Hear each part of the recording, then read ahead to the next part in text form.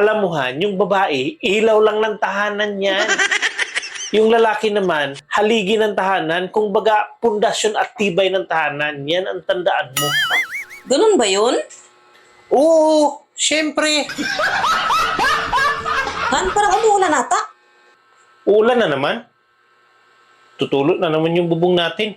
Marupok na talaga yung bahay natin. Oo nga, Han eh. Kailan makahanap tayo ng paraan para tumibay ulit? Oo nga eh. Huwag kang mag-alala, Han. Ako ang bahala maghanap ng paraan para tumibay ulit yan. Maraming salamat Han. Ang laki talaga ng pasasalamat ko na ikaw yung napapangasawa ko dahil hindi ka nagpapabaya. Oo naman, Han. Tayo lang magtutulungan, wala nang iba. Oh, saan ka pupunta? Parang nakabihis ka ata. Aalis muna ako. May pupuntahan lang. Hala, sige, sige, sige.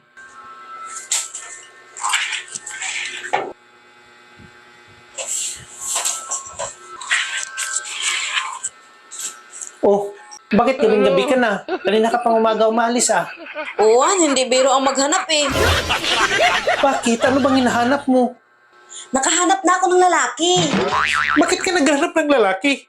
Hindi naman tayo nag-aaway ah. Kailangan ba tayo mag-away bago maghanap ng lalaki? Bakit mo ginagawa to? Wala naman akong kasalanan sa'yo ah. Tumulong na nga ako dahil naawa ako sa'yo eh. Tulong ba yan? Purwisyo yung ginawa mo. Ikaw na nga may sabi na ang lalaki haligi ng tahanan. Na siyang pundasyon, siyang tibay. Di ba? Oo. Kaya mabilis marupok tahanan natin kasi nag-iisa ka lang. Hindi naman yan ang kailangan para tumibay eh. Anong hindi? Yan ang kailangan natin talaga. Paano mo nasabi, ha? Ang lalaki haligi ng tahanan, di ba? Oo.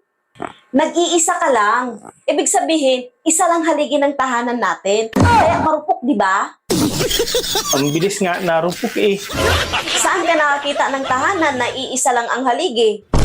Wala naman tahanan na iisa lang ang haligi eh. Kaya naghahanap ako ng maraming lalaki para maraming haligi. Matibay na, masaya pa.